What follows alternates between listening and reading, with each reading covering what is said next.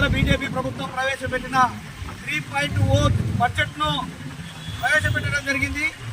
నిర్మలా సీతారామన్ వారు ప్రవేశపెట్టినటువంటి budget 3.0 budget కాదని 0.0 బడ్జెట్ గా మేము ఈరోజు సిపిఐగా ప్రకటన చేస్తా ఉన్నాం.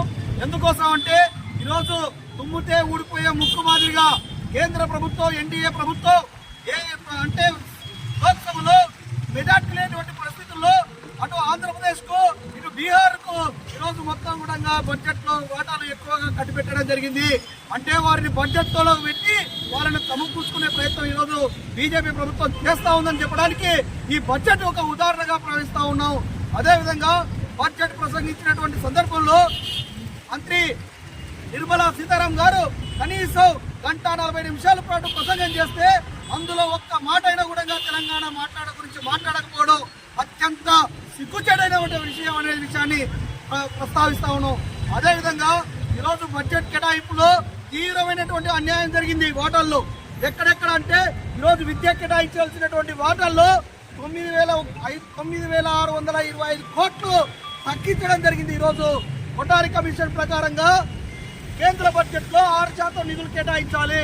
6% అంటే కనీసం 4 కోట్ల మధ్యలో ఉండాల్సినటువంటి అవసరం ఉంది. కానీ ఈరోజు కేంద్ర ప్రభుత్వం విద్యారంగానికి కేటాయించిందంటే కేవలం 1,20,000 కోట్లు మాత్రమే ఈరోజు కేటాయించడం జరిగింది. గతంలో 1,29,000 కోట్లకు ఈరోజు 9,000 కోట్లకు ఎదురు పెట్టినటువంటి పరిస్థితి కనబడతా ఉంది. అదేవిధంగా యూజీసీ గ్రాంట్స్ కమిషన్ కూడా ఈరోజు నిధులు కేటాయించడం జరిగింది.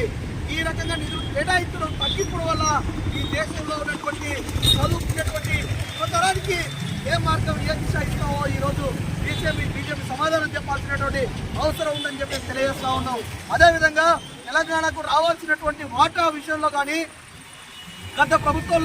గతంలో బడ్జెట్లోనే ప్రకటించినటువంటి విధానంలో కానీ ఈ రాష్ట్రంలోకి వచ్చిన తర్వాత బహిరంగ సభల్లో కేంద్ర బీజేపీ మంత్రులు ఇచ్చినటువంటి హామీలు కానీ ఏ ఒక్కటి కూడా ఈ రోజు బడ్జెట్లో కేటాయించకపోవడం అత్యంత దారుణమైనటువంటి విషయం. కాళేశ్వరం కావచ్చు, పాలమూరు రంగారెడ్డి ఎత్తిపోతల పథకానికి కావచ్చు జాతీయ హోదా కల్పించాల్సినటువంటి బాధ్యత ఉంది. దానిపైన ఊసే లేదు.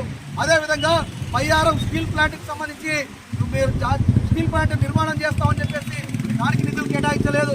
అదేవిధంగా ఈరోజు పాలమూరు రంగారెడ్డికి ఇంత ముందుకే చెప్పారు, కానీ ఈ రోజు అమలు కాలేదు. అదేవిధంగా రైల్వే కోచ్ ఫ్యాక్టరీ కూడా ఇక్కడ అమలు చేస్తామని చెప్పేసి దక్షిణ మధ్య రైల్వేకు ఇక్కడ రైల్వే కోచ్ ఫ్యాక్టరీ అమలు చేస్తామని చెప్పారు. ఆ రైల్వే కోచ్ ఫ్యాక్టరీ కూడా గురించి ఊసలేదు. ఈ రకంగా చూస్తే మొత్తం బీజేపీ ప్రభుత్వం కావాలని తెలంగాణ పైన కక్ష పూర్తిమైనటువంటి రాజకీయం చేస్తుంది. ఇది బీజేపీకి తగదు అని చెప్పేసి ఈరోజు సిపిఐ పార్టీగా హెచ్చరిక చేస్తా ఉన్నాం.